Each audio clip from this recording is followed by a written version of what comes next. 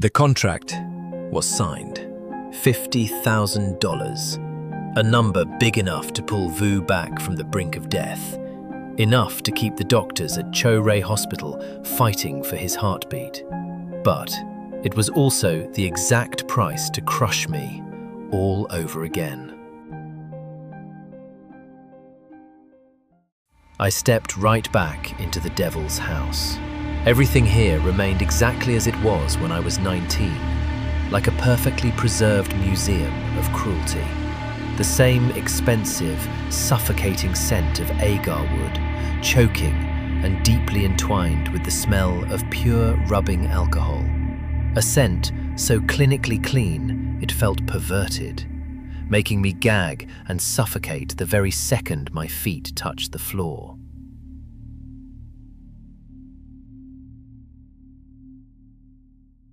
That man stood there, his shadow stretched long and distorted under the dim, amber glow of the massive bedroom. The way he looked at me, it wasn't the look of a human being looking at another human being. It was the twisted, primal hunger of a hunter reclaiming a long-lost favorite toy. He was sicker, worse than anything I had ever tried to bury in my darkest nightmares. To him, I wasn't just someone to submit. I was an object, a pet, a living tool to satisfy the warped, sick amusements of a rotten soul.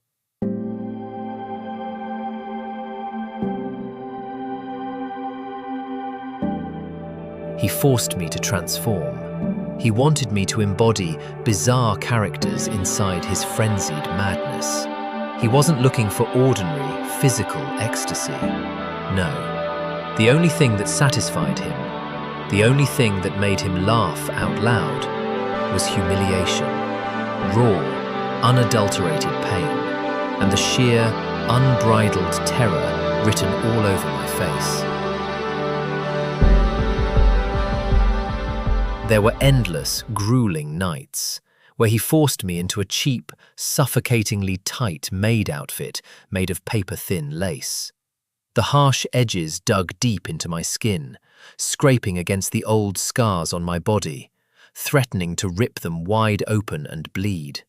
I had to kneel flat on the freezing marble floor until my knees went completely numb, aching to the bone.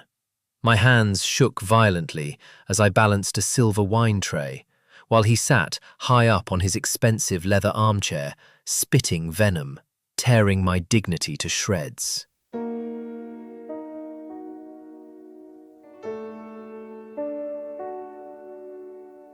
Every bow, every crawl, had to be perfectly timed to the snap of his fingers. When he grew blind drunk and furious, he would toss an entire glass of deep red wine right over me. The bitter, acidic liquid stung my flesh, freezing cold, and then the darkness crashed down. Those nights of flesh and torment stretched into a never-ending cycle of torture. My body was ripped apart, desecrated, left broken, hollow, and aching to the absolute core. And just like that, weeks bled into months. My body broke, my mind fractured.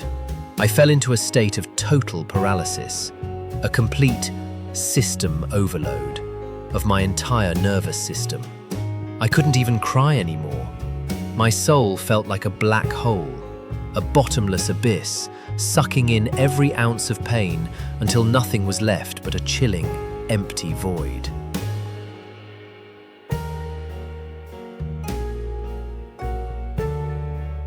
There were mornings I woke up, staring blankly at the mottled purple bruises blooming across my skin in the early light. I would stare at the ceiling, wondering, am I even alive? Or did I already die when I was 19? In those deep, suffocatingly dark nights, when the man beside me finally drifted into a heavy, alcohol-fueled snore, I could only curl myself into a tight ball at the corner of the bed. Staring out at the frosted window, I whispered his name into the silence.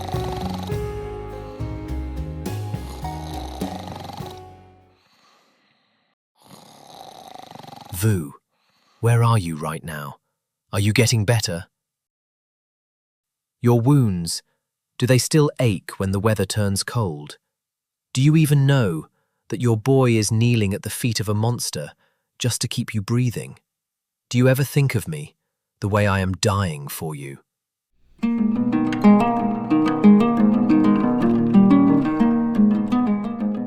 That longing, it tortures me. It claws at my chest every single night like pure, unadulterated angst. A raw, unteachable agony. I crave so desperately to just be curled up against your warm chest again. To feel your rough hands, smelling of motor oil and exhaust fumes, gently stroke my hair and whisper, "It's okay, I'm right here."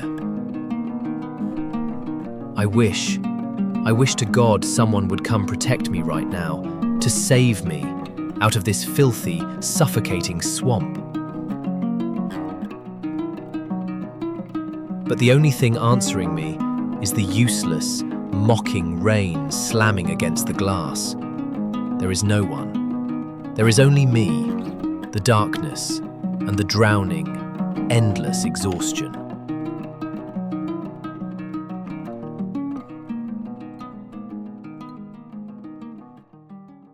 Months bled into months. Time and age seemed to slowly corrode his twisted fascination. The frequency of the nights he demanded my presence began to dwindle. Every time he entered that dark room, under the dim, sickly light, I noticed his health had visibly deteriorated. His steps were no longer steady. His breath grew heavy, wheezing, and broken. That night, like a sick, compulsive habit he just couldn't break, he came into the room and started his games again. This time, he threw a spiked leather collar onto the floor. He ordered me to transform into a submissive dog, crawling at his feet, begging for mercy. I seemed to have grown completely numb to it. Survival instinct had taught me how to obey, how to drop the very last shred of my human dignity just for food, just to stay alive, just to wait for the day I could see him again. I always clung to that single thought, just to keep myself from losing my mind.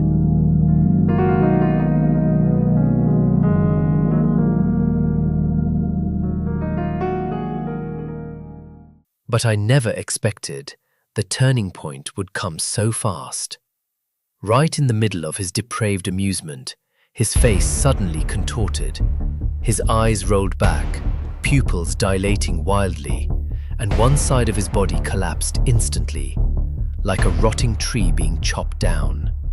His mouth twisted, drool spilling out, unable to form a single proper sound. A stroke.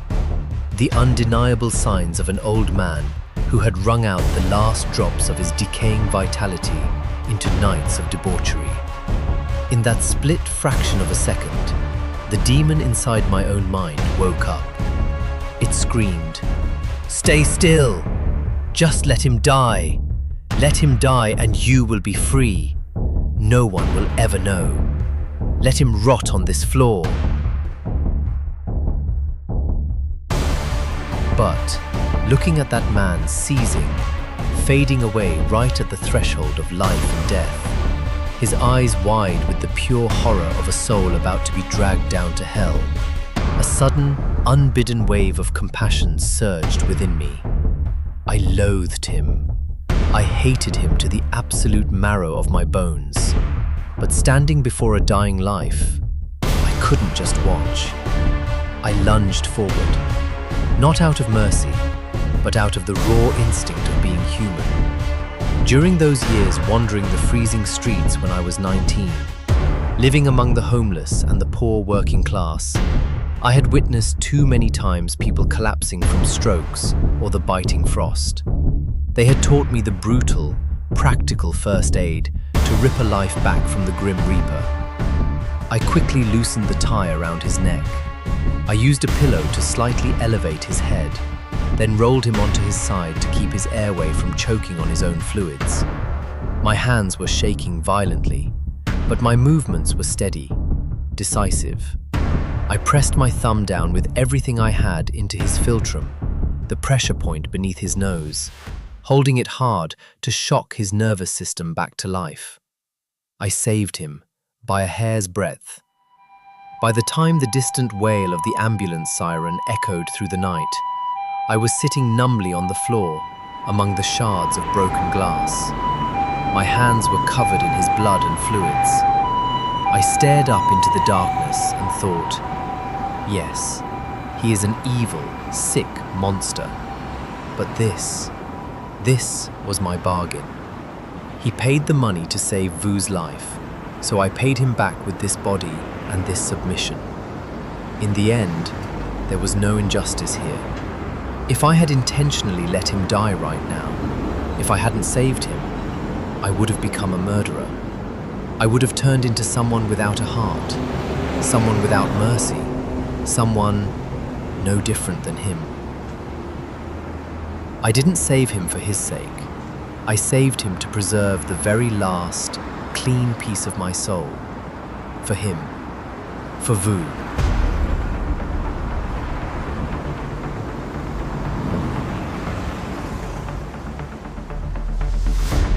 He was brought to the hospital just in time, enduring an emergency brain surgery to cling onto his last, pathetic breaths. But the wheels of fate had already turned, and there was no coming back. The arrogant, sadistic monster of a man was gone. Now, he was nothing more than an immobile mass of flesh, half his body paralyzed, slumped over a stark, blindingly white hospital bed. His entire frame trembled violently, only his right arm capable of a weak, completely powerless twitch. I stepped into the hospital room. My footsteps were so light that even I couldn't hear them, but he did. After all, I had grown up under his shadow. For better or worse, he was the one who had given me food and a roof over my head when I was just a helpless, abandoned orphan, long before he weaponized those basic needs, turning them into chains to enslave my entire life. Looking at him lying there, trapped beneath a tangled web of plastic tubes and the cold, unfeeling rhythm of mechanical monitors, every shred of his past tyranny and condescension had completely vanished.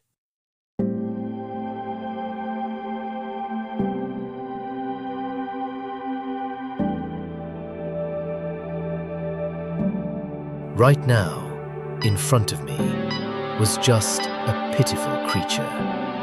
His breath wheezed heavily against the plastic oxygen mask, his eyes wide with an absolute raw panic. When he looked up and saw me standing beside his bed, there was no lust left in his cloudy, fading pupils.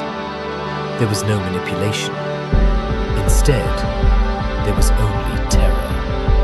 A suffocating, bottomless terror. The invisible, crushing weight of a guilty soul realizing it has reached the very end of the road and is about to face the brutal, merciless judgment of hell.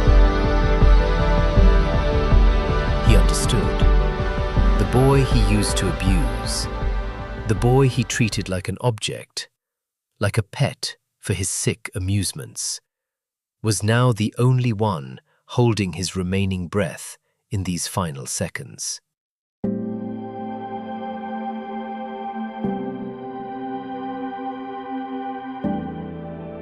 With the absolute last ounce of his strength, his trembling, needle-bruised arm clawed blindly at the air, gesturing for his lawyer standing in the dark corner to bring over the folder.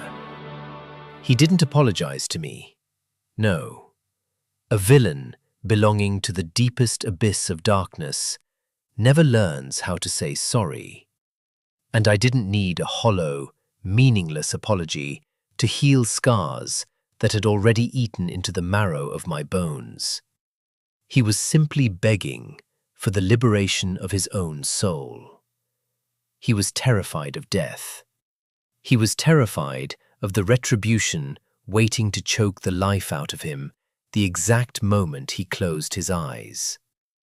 Using his shaking hand, he forced the ink pen across the paper, signing the total cancellation of our old contract.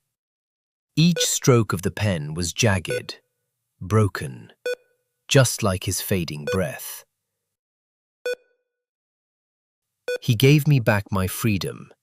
He gave me back my life. Not because he had suddenly found God, but because he desperately wanted to subtract one layer of torture in hell. He wanted to buy a delayed, pathetic peace for his filthy soul. The pen fell from his hand. His eyes stared blankly up at the hospital ceiling, and then went completely dark. He exhaled his very last breath the exact second the ink dried on the page. In this exact moment, the devil is dead. The blood-soaked contract is officially erased. I stood up straight, staring down at the cold corpse on the bed, and realized I am finally free. The chains that wrapped around me when I was 19 have finally shattered into dust at my feet.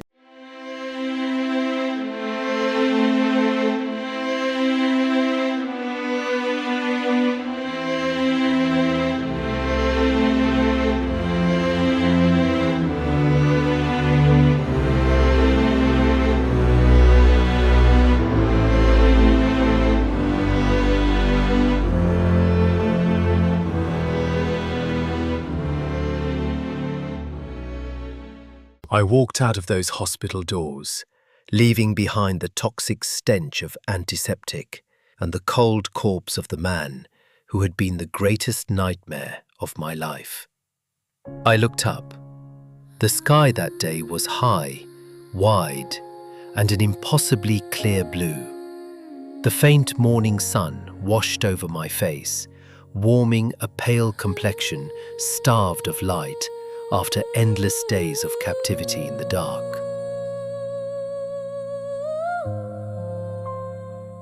But strange as it was, there was no sudden explosion of joy within me, no victorious scream of liberation, only a profound silence, a quiet, still relief, so tranquil it caught me completely off guard.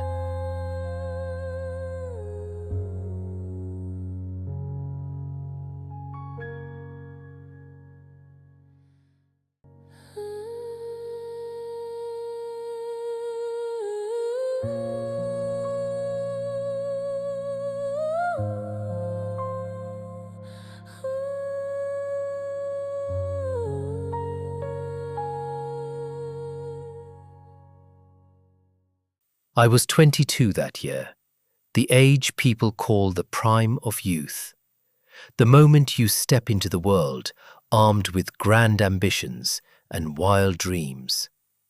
But for me, the only baggage I carried into 22 was a soul map-marked with scars and an exhausted body. My appearance, this ruggedly handsome, melancholy look, inside a city crawling with material temptation, it was nothing but a trap. It would have been so easy, so damn easy for someone like me to sink into the trade of selling flesh, to accept becoming someone's dirty little secret in the dark, in exchange for thick stacks of green bills, buying a life of hollow luxury. But no. I shook my head, aggressively casting those thoughts away. My life had already endured more than enough filth. I refused to let this body, this soul, be dragged through the mud ever again. I rejected every single one of those glamorous, rotting shortcuts. I chose peace, a life as simple and as clean as humanly possible, just like any ordinary person out there.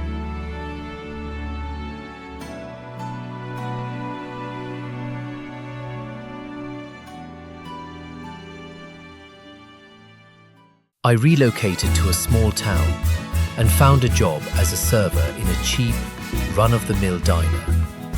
Day after day, I channeled whatever strength I had left into the work. I wiped down tables, carried heavy trays of steaming hot food, and taught myself how to offer polite, gentle smiles to the strangers passing through. My life floated by like a still, unbothered river. I began to find comfort in the smallest, most mundane details. The sharp sizzle of grease in the kitchen, the unforced laughter of a small family sharing a meal in the corner, or simply coming home from a grueling shift and falling into a dreamless, heavy sleep. But not for a single minute, not for a single second, did my mind ever stop aching for him. The very moment that man drew his last breath, and the lawyer handed me back my freedom, the first place I sprinted toward was our old rental room, that sacred sanctuary where he and I used to share a single bowl of hastily made instant noodles, where we held each other tight just to stay warm through the freezing winter nights. I ran like a madman, my heart thumping with a fierce, desperate spark of hope that he would be there, waiting for me. But the only thing welcoming me back was the pitying, awkward smile of the landlady. She told me he had packed up and moved away years ago. Where he went, where he ended up, nobody knew. Not a single trace left behind. Hearing those words, my chest constricted so hard it made me sick. I realized, while I was chained up inside the devil's mansion, he was out here, carrying the agonizing weight of suddenly losing the person he loved.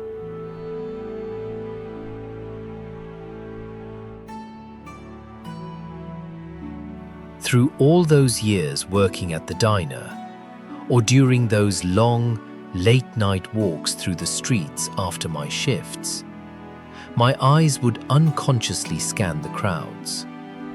Among the thousands of blurred faces passing on the avenue, among the hurried figures fading into the twilight, I was always searching, always pleading, to catch sight of that tall silhouette, that broad, fiercely protective shoulder I knew so well. There were times I'd spot someone from behind with his exact hair or his exact stride, and my heart would leap into a violent, racing rhythm. I would chase after them frantically, only to be met with a crushing, hollow disappointment when they turned around. Life has never smiled on me, not even once. Fate seemed entirely too cruel, forcibly splitting our paths into two parallel lines, doomed to never intersect again. He had his new life, and I was left stranded with the ghosts of our past. But I am not giving up.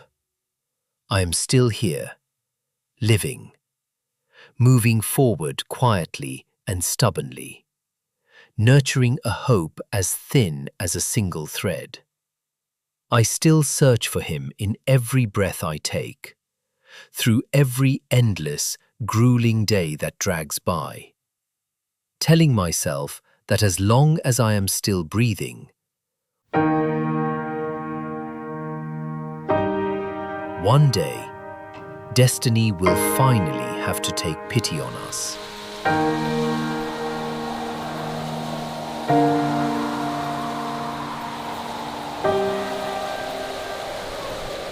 Until a torrential rainy afternoon, just this year, I was walking home from work when an unexpected storm hit, split wide open by cracks of thunder and lightning.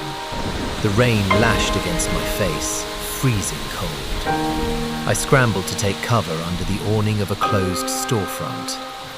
This exact setup, this biting cold, sent a shiver straight through my spine, dragging me back to the day I was 19, the day I collapsed, and he saved me. And then, a tall silhouette stepped under the same awning, the umbrella in his hand tilted slightly closed, shedding heavy droplets of rain from his broad shoulders. I looked up. Time, space, everything around us ground to a sudden, screeching halt. My limbs went completely weak, numb. It was him. The same weather-beaten face, the same warm, deeply melancholic eyes. My throat closed up, my chest tightening into another catastrophic system overload. Overwhelmed by a joy so fierce it blinded me, I didn't think, I didn't hesitate. I threw myself straight into his chest. We crashed into each other. I locked my arms around his coat, gripping the fabric so hard my knuckles turned deathly white. I was terrified, so terrified that if I let go, he would dissolve right back into the curtain of rain like a cruel mirage. We cried, our tears blending into the bitter, stinging rainwater. He held me, his broad shoulders shaking violently against mine. And there, beneath the storm, we spilled the truth of our stolen years.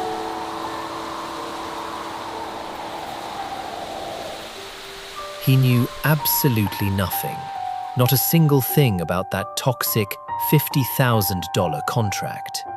He told me that the day he was discharged and found me gone, he became like a wounded, feral animal, completely out of his mind. He tore through every alley, every street corner, every single awning we had ever shared, the very place he first found me. But it was all in vain. I had vanished without a trace, as if I had evaporated from the face of the earth. Broken and drowning in agony, he couldn't stomach the ghosts of our memories anymore, so he packed up and moved his trade to another city.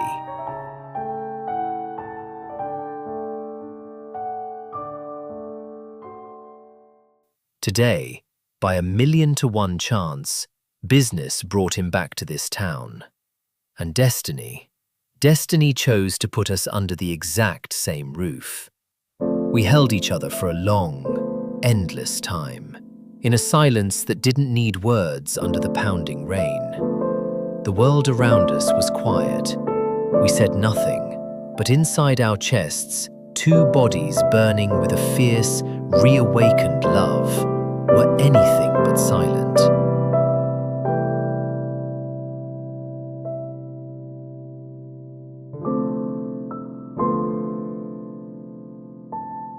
But happiness for someone like me always carries a brutal, merciless price tag.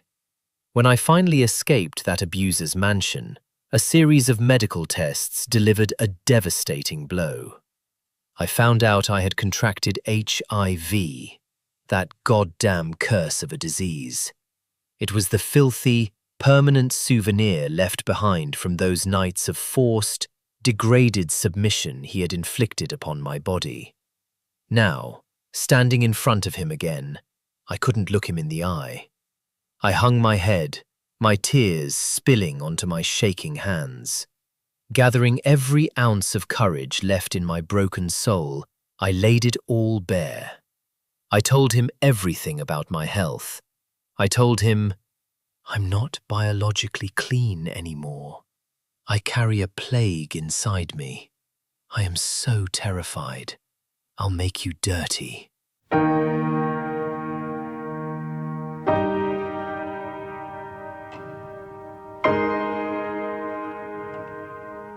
But Vu didn't recoil. He didn't pull away. Instead, he stepped closer. His rough, calloused hands gently lifted my chin, wiping the tears from my cheeks. The way he looked at me, it held 1,000 times more devotion, more agonizing tenderness, and deeper reverence than it ever had in the past. He told me he loved me, he loved my soul, and he loved every single scar that fate had brutally carved into my flesh. Modern medicine had evolved. I strictly followed my treatment, taking my ARV medication every single day exactly as prescribed. And since my viral load became undetectable, I am completely incapable of transmitting the virus to the person I love.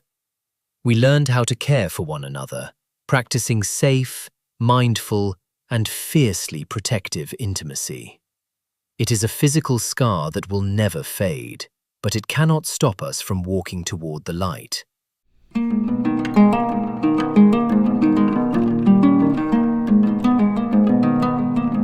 Even with this virus in my veins, my life is nowhere near its expiration date.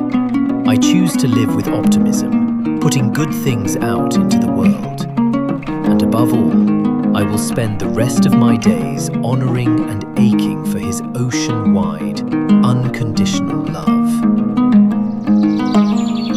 Thank you. Thank you to whatever universe is listening for bringing him back to me. A warm match struck in the dead of a freezing winter to warm and finally save the life of the pitiful orphan.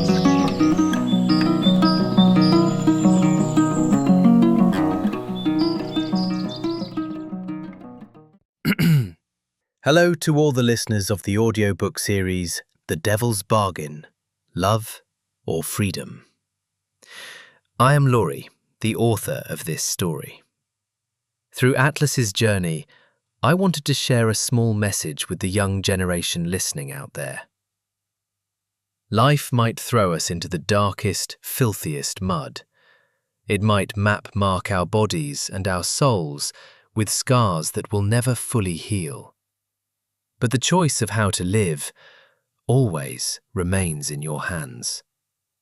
Atlas could have easily chosen to become a living nightmare, just like the man who abused him. He could have chosen to sink into the hollow, flesh-selling temptations of easy money. But no, he chose to preserve his compassion.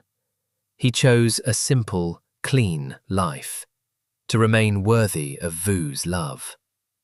Even while carrying a lifelong virus in his veins, Atlas never, not once, put an expiration date on hope. Please believe that as long as we refuse to surrender our kindness and our optimism, life will absolutely find a way to strike a warm match for you, right in the dead of a freezing winter night. Your incredible support is the greatest driving force for me, for Lorye, to keep writing stories with this much raw emotion and psychological depth. If you fell in love with this journey today, please hit that follow button, leave a comment to share your thoughts with me, and don't forget to like and share this audiobook with others. Your interactions and your energy are invaluable resources that keep me going, helping me bring you even more gripping, intense chapters in the future. I will see you all in the upcoming episodes. I wish you a peaceful day, always filled to the brim with love.